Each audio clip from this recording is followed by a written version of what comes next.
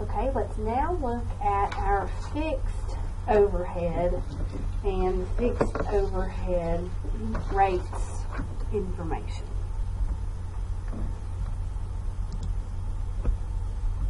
Alright, so fixed overhead costs are by definition a lump sum or total of all of the fixed costs, and those are the ones that remain unchanged for a given period despite the fact that we potentially may have wide changes in activity or production within the relevant range.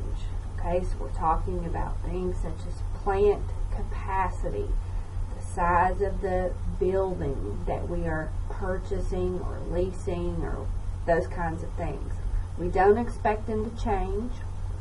We're going to total up all of those fixed cost components, and we're going to break it down and allocate it out, and then of course we're going to compare our budgeted results against our actual results. These costs are fixed in the sense that unlike our variable cost, fixed costs do not automatically increase or decrease with the level of activity within the relevant range. Right? It takes a lot of planning beforehand to incur fixed costs, and once we have incurred those, they're very hard to change going forward. If I can find a link to an article that I typically share with my on-campus classes, I'll try to post that for you. It was an article in regards to one of the Dalton manufacturing companies and things that they had to do during the economic downturn we experienced several years ago. And it was a lot to do with their fixed costs and how they had to work really hard to reduce those so that they could stay afloat. I want you guys to consider the fact that, we can total up the dollar amount of the fixed cost for the period, and that is going to be our budgeted fixed cost for the period, our fixed overhead cost for the period. And we can break those down on a per unit basis. Now again, this breaking stuff down by per unit basis does help us to price our components that we're selling and that kind of thing.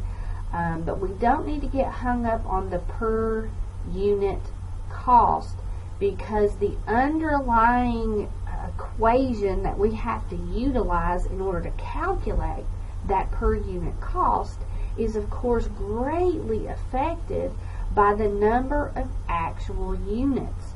Okay, so imagine, if you will, we have $10,000 worth of fixed overhead cost for the period, and we're going to break this down into a per unit price. Well, if we only sell or produce 10,000 units, then our per unit cost is $1 per unit in fixed overhead. But again, we have an inverse relationship based on this formula of fixed overhead divided by number of units to get a per unit cost for fixed overhead. When our quantity goes up, the cost per unit goes down, and vice versa. If our quantity goes down, then our cost per unit goes way up. Alright, so taking that same $10,000, if we were to divide it by instead 20,000 units, then we would have 50 cents per unit instead of that original dollar per unit that we talked about just a moment ago. Okay, so be very cautious when using a per unit fixed overhead price or cost. Alright, so we go through the same 4 steps when we're developing our budgeted fixed overhead cost rates as we did for our variable overhead cost rates. So we're going to choose the period to be used for the budget. Again, we're typically using a 12-month fiscal year, and we're going to then calculate or select all of the cost, and we're going to figure out what cost allocation base that we are going to use in order to allocate out those costs. And once we've got those costs gathered and totaled up, then we can then calculate our predetermined overhead cost rate that we are going to use to allocate over into our product's cost. Alright, so we can compute the rate per unit of each cost allocation base used in order to do that. Alright, so what we do is we're going to take the total estimated or budgeted fixed overhead cost for the year, and we are then going to divide that by the quantity of the cost allocation base for the year. So if again we are going to be using machine hours, then how many machine hours are we expecting to be used based on our standard allowed per unit and the total number of units that we plan to produce. Alright, taking that and plugging those numbers into the calculation, we will then get what we are going to call our fixed overhead per unit of cost allocation base. So whatever our cost allocation base is, that is our standard allowed per unit, and we're going to take this dollar amount times that standard allowed per unit times the actual number of units, and that is how we're going to be allocating that cost. Alright, so fixed overhead cost allocation base times the standard allocation base allowed per unit times actual units produced, and we will be putting that number into our budgeted information. Alright, so we've got this web company showing up in Chapter 8. For the year, they have a total for budgeted fixed overhead to be $3,312,000 for the entire year. If you take that $3,312,000 and you divide it by 12 months, you're going to get $276,000 each month. $276,000 is going to show up on the master static budget for each of those 12 months. The $276,000 is also going to show up in the flexible budgets column, okay? Because that is what we expect to have in fixed cost for that period, and that number is not going to change, okay? That's what we expect it to be. What we allocate is a different story, alright? So we will then allocate fixed overhead to actual output produced during the period by utilizing the machine hours.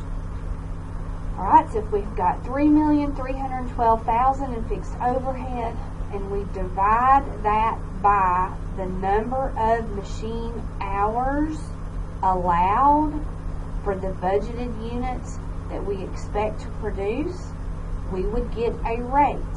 So $3,312,000 divided by the 0.4 hours allowed times 144,000 budgeted units for the year, which of course gave us that 57,600 hours allowed, means our machine hours are going to be allocated in at $57.50 per machine hour allowed for each unit that we produce.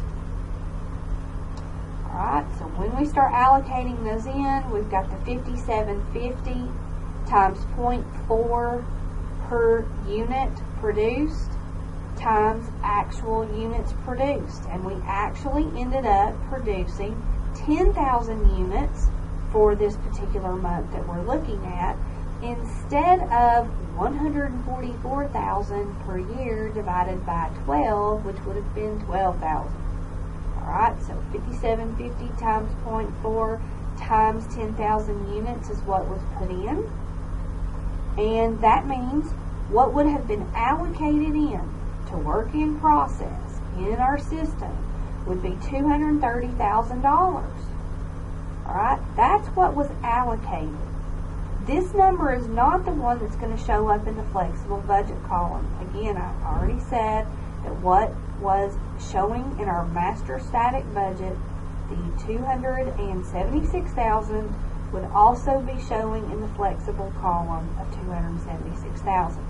So what you guys are going to see here on the fixed overhead is we're going to be looking at actual results versus the flexible budget amount, which of course matches the master static budget amount. But then we're also going to compare it to what was actually allocated. Alright, and then you can see this here on a slide here in a moment where we've got these broken out, and then we're going to use those to calculate our variances. Alright, so let's keep going here. Alright, here is our flexible budget amount. Again, this is the center column, flexible budget.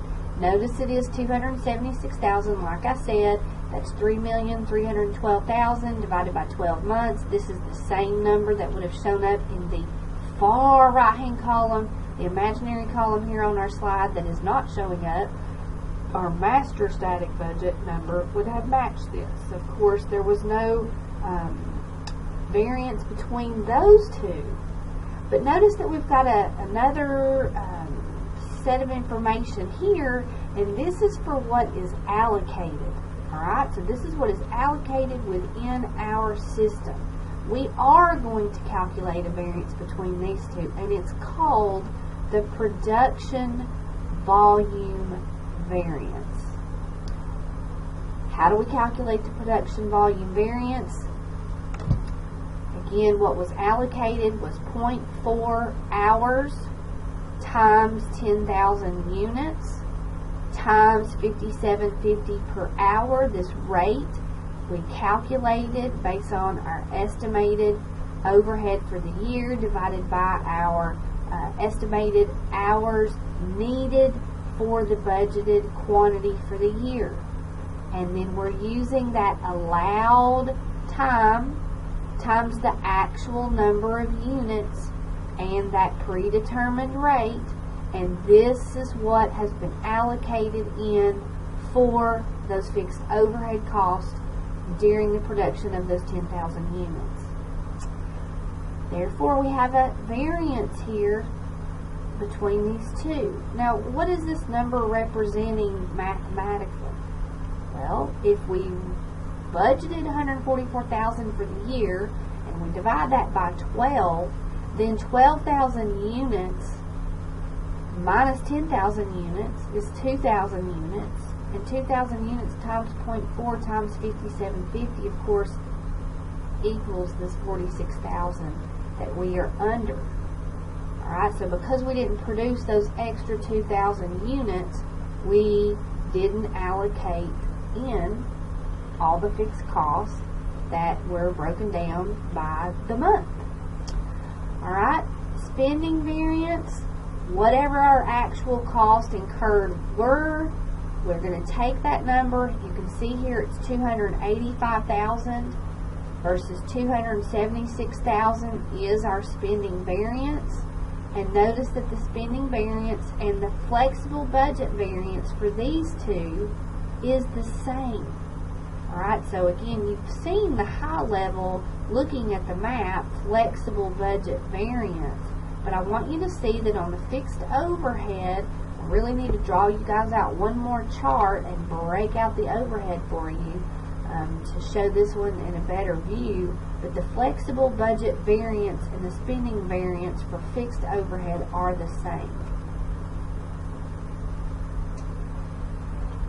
Alright, so fixed overhead, flexible budget variance is the difference between the actual fixed overhead cost and the fixed overhead cost in the flexible budget. Fixed overhead spending variance is the same variance as the fixed overhead flexible budget variance, just like we just saw. Alright, so actual cost incurred minus the flexible budget amount is the fixed overhead flexible budget variance, which is the same thing as the spending variance. Production volume variance is the difference between budgeted fixed overhead, the original master static budget number for fixed overhead, and the flexible number for the fixed overhead are the exact same number, and then the fixed overhead allocated on the basis of actual output produced is the other number that we've got to calculate out and show the difference. So the difference between those is the production volume variance. This variance is also known as the denominator level variance. Again, here's the formula. Budgeted fixed overhead minus fixed overhead allocated for actual output units produced equals the production volume variance. Interpretation of this variance is difficult due to the nature of the costs involved and how they are budgeted. Fixed costs are by definition somewhat inflexible. While market conditions may cause production to flex up or down, the associated fixed costs remain the same. We're talking about remain the same in total. Fixed costs may be set years in advance and may be difficult to change quickly, like I mentioned earlier. Now, despite this, examination of the fixed overhead budget formula reveals that it is budgeted similar to a variable cost, and we do that allocation. But again, fixed costs, once they're set, they're very hard to change. Think of how they're related to capacity. Here's the slide with the fixed overhead variance analysis illustrated once again.